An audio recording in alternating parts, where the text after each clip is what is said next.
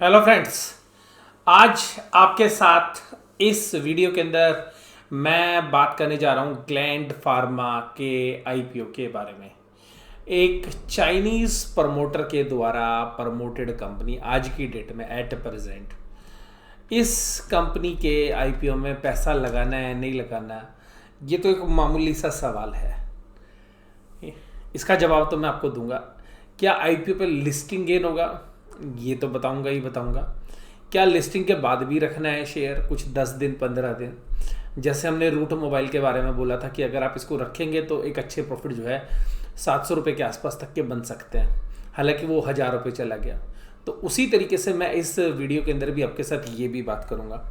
आपको जितने analysis YouTube पे मिलेंगे उनमें से आपको book value, return on net worth, price earning ratio, future के अंदर क्या प्राइस अर्निंग रेशियो हो सकती है, ये एनालिसिस नहीं मिलते, लेकिन इस वीडियो के अंदर आपको ये एनालिसिस भी मिलेगा।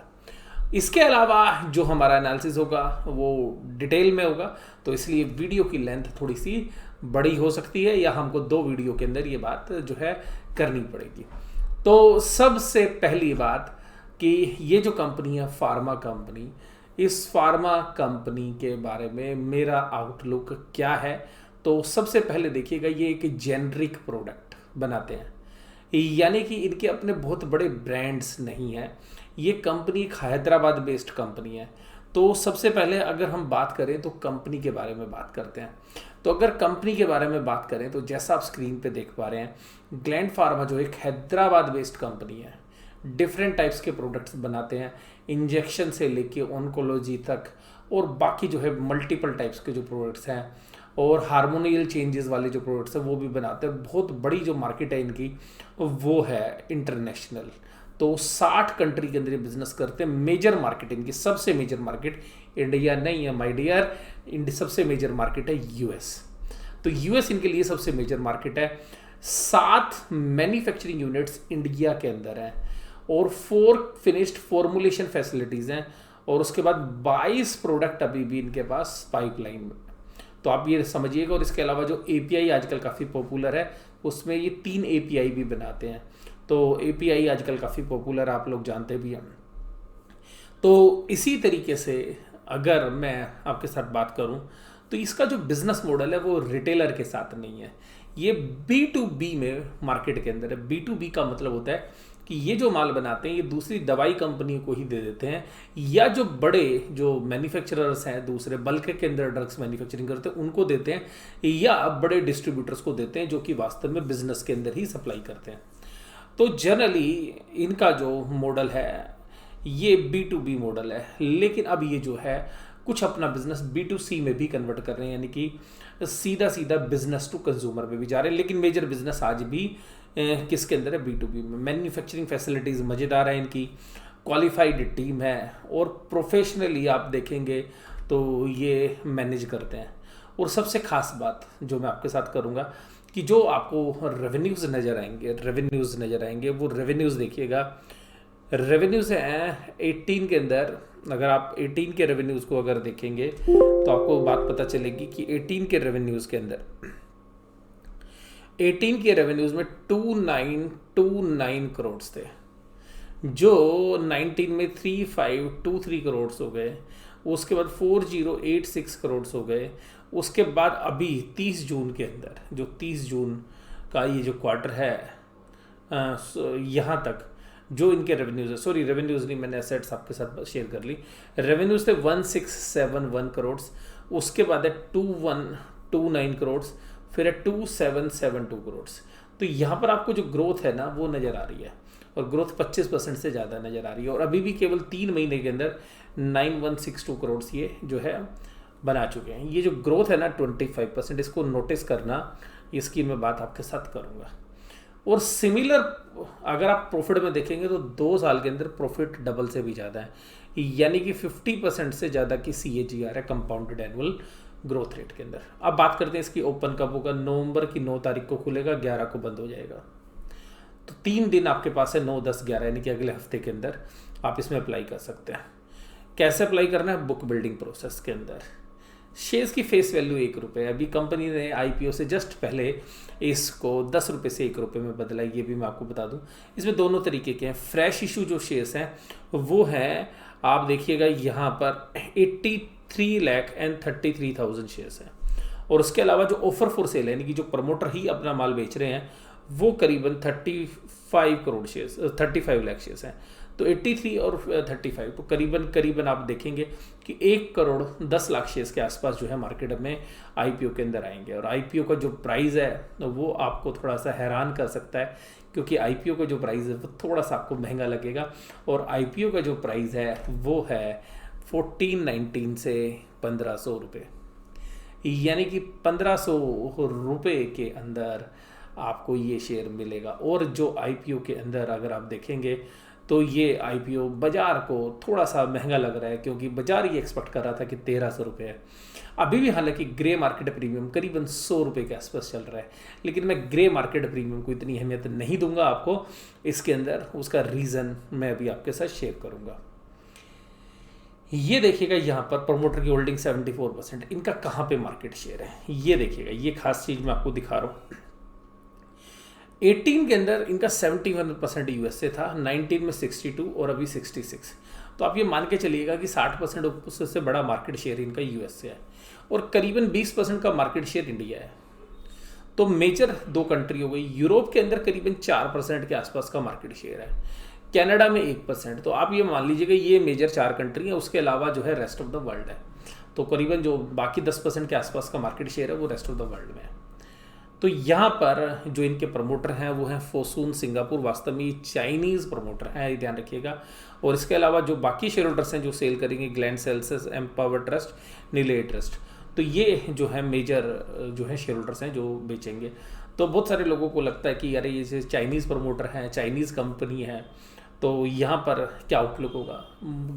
आपको एक बात बताना चाहूँगा कि कंपनी भी इस बात को जानती थी, इसीलिए आपको आईपीओ 1500 रुपये में मिल रहा है। मार्केट के अंदर जानकार लोगों को लगता है कि ये आईपीओ 1500 रुपये में महंगा है, ये तो 1300 रुपये में आना चाहिए था, क्योंकि चाइनीज़ प्रेशर जो है वो इस कंपनी के ऊपर भी है। तो सब लोगों को लगता है कि चाइना की कंपनी है, तो चाइना की जो मैनेजमेंट है वो भी सोच रही है पता नहीं लोग शेयर लें ना लें। इसलिए मुझे ऐसा लगता है कि ये शेयर कम से कम 1700 रुपये जो है मार्केट में ज़रूर से ज़रूर लिस्टिंग पे ओपन होगा। हालांकि मेरे इससे भी ज़्यादा पॉजिटिव व्यू हो सकते हैं, वो भी मैं आपको आगे चल के वीडियो में बताऊँगा। अब देखिएगा ये ऑफ़र फॉर सेल है, तो ये मैंने आपको बताया कि जो शेयर्स आप बेचेंगे ऑफर फॉर सेल में मैंने 34 शेयर्स बोले थे, वो 3.48 करोड़ शेयर्स हैं।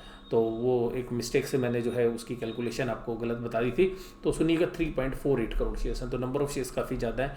तो करीबन 6,500 करोड़ से ज़्यादा का ये आईपीओ है जो मार्केट से पैसे उठाएगा। हालांकि इसकी कंपनी की बैलेंस शीट में इतनी वैल्यू नहीं है। देखिएगा कुछ चीज़ों के पीछे रैशनल होता है अलग तरीके का। बैलेंस शीट में देखिएगा प्रॉपर्टी प्लांट इक्विपमेंट लगातार बढ़ रहे हैं, इन्वेंट्री जो है आपकी बढ़ रही है, बड़ी घटी, यानी कि अच्छा लेवल इन्वेंट्री का रखते हैं। करीबन 900 करोड़ की इन्वेंट्री 19 में थी, उससे पहले 500 करोड़ की इन्वेंट्री थी। तो ये जो इन्वेंट्री है तो काफ़ी बड़ा जो है माल ये बेचते हैं, इसमें नो डाउट। इसके बाद अगर हम बात करें यहाँ पे इक्विटी शेयर कैपिटल की, तो इक्विटी शेयर कैपिटल 154 करोड़ है। छोटी कैपिटल नहीं है, बड़ी कैपिटल है। 1 रुपये की फेस वैल्यू, तो ऐसा आप समझ सकते हैं कि 154 करोड़ जो है शेयर्स हैं, यानी कि 154 करोड़ शेयर्स हैं। तो मार्केट में जब आएगा तो आप ये समझिएगा कि छोटी कंपनी के रूप में नहीं आएगा। और ये करीबन आप आईपीओ के बाद अगर आप देखेंगे तो करीबन 20,000 करोड़ से ऊपर की मार्केट कैप के साथ ये ट्रेड होता हुआ नजर आएगा। तो छोटा शेयर नहीं है, आप ये समझ के मत समझिएगा कि छोटा आईपीओ। तो आईपीओ में शेयर्स भी काफ़ी ज़्यादा हैं, प्राइस भी ऊपर है, तो मिलने की चांसेस भी जो है ज़्यादा है। उसके बाद यहाँ पर बोरोइंग्स के अंदर बात करें, उधारी कंपनी में ना के बराबर है। उधारी में कंपनी में नॉन करंट लायबिलिटीज़ उधारी ना के बराबर है। अदर फाइनेंशियल लायबिलिटीज़ हैं उनकी, वो भी 100 करोड़ के आसपास ही हैं। अगर करंट लायबिलिटीज़ के अंदर देखेंगे तो करंट लायबिलिटीज़ भी मैनेजेबल हैं। Total outstanding other than micro and small enterprises, यहाँ पे थोड़ा सा आपके जो कस्टमर्स के वो ड्यूज हो सकते हैं, तो वो भी अभी 245 करोड़ के आसपास है। तो यहाँ पे थोड़ा सा आपको कंसर्न होना चाहिए, लेकिन मैं इसको ज़्यादा सीरियसली नहीं ले रहा। और देखिएगा रेवेन्यूज़ आपको बताया था 1622, 2044 करोड़, 2633 करोड़। रेवेन्यू लगातार बढ़ते जा रहे हैं, और बढ़ तो असली में प्रॉफिट रहे हैं। तो प्रॉफिट के अंदर जो है दम है, प्रॉफिट में दम है। तो प्रॉफिट बिफोर एक्सेप्शनल आइटम भी देखेंगे और आप ईपीएस देखिएगा यहाँ पे 20 रुपये से 29 रुपये और 29 रुपये से 49 रुपये, डबल से ज़्यादा ईपीएस हो गई 2 साल के अंदर। ये कंपनी की ग्रोथ को बयां कर रहे हैं। कैश फ्लो स्टेटमेंट भी आप देखेंगे तो बढ़िया बेहतरीन कैश फ्लो स्टेटमेंट है। जब हम कैश फ्लो का एनालिसिस कर रहे थे तो कैमकॉन केमिकल का जब आईपीओ का हमने किया था एनालिसिस, तो मैंने आपको बोला था स्पेशली कि मैंने कहा उसकी कैश फ्लो स्टेटमेंट जो है दमदार नहीं है और ये ऊपर के प्राइस पे जो है सस्टेन नहीं करेगा। और आप देखिएगा ऊपर से कैमकॉन का शेयर जो है धीरे धीरे करके जो है आईपीओ प्राइस से बस अब कभी केवल 10 या 15% दूर है, जबकि उसके आईपीओ को इतनी ज़बरदस्त लिस्टिंग मिली थी जो कि आपको रूट मोबाइल में भी नहीं मिली थी। लेकिन रूट मोबाइल देखिएगा वहाँ से ज़्यादा पैसे आपको कमा के दे रहा है। और इसी तरीके से ये जो कैश फ्लो है ये काफ़ी बेहतरीन है। Cash flow from operating activity 700 crore है।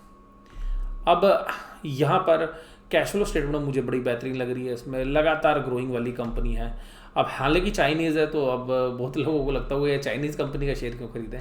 देखिएगा आप इन्वेस्टर है तो इन्वेस्टर के एंगल से सोचिएगा, तो देखिएगा चाइनीज़ जो प्रमोटर है वो 74% का ओनर है और बाकी भी मोस्टली जो है चाइनीज़ कंपनीज ही हैं जो इन्वेस्टर्स हैं।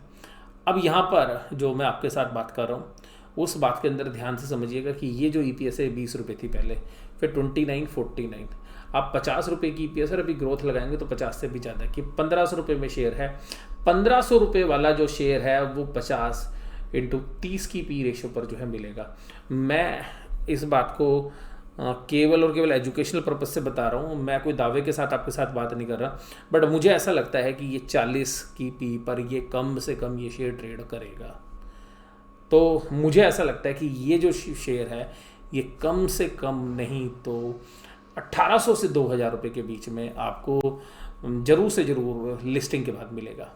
लिस्टिंग पे हो सकता है आपको 100-150 रुपये का गेन मिले, लेकिन अगर आप इसको 10-15 दिन पे 1 महीने रखेंगे तो मुझे लगता है कि ये 1800 से 2000 के भाव डेफिनेटली दिखाएगा। और जनरली मैं बोलता हूँ कि आईपीओ में, बहुत सारे आईपीओ में, कि जब आईपीओ आ जाए तब बात करेंगे कि जब लिस्टिंग जब लोग सब्सक्राइब करना शुरू करते हैं। मैं इसमें विदाउट सब्सक्रिप्शन आपको बोल रहा हूँ कि ये कंपनी जो फंडामेंटल्स हैं, जिस तरीके का बिजनेस मॉडल है, इसके अंदर आईपीओ में आपको सोचने की ज़रूरत ही नहीं है कि अप्लाई करना है या नहीं करना। ये अप्लाई करने लायक शेयर है। ऐसे बहुत कम आईपीओ आते हैं जहाँ पे अप्लाई करने या ना करने के बारे में असमंजस रहता है। यहाँ पे कोई असमंजस नहीं है।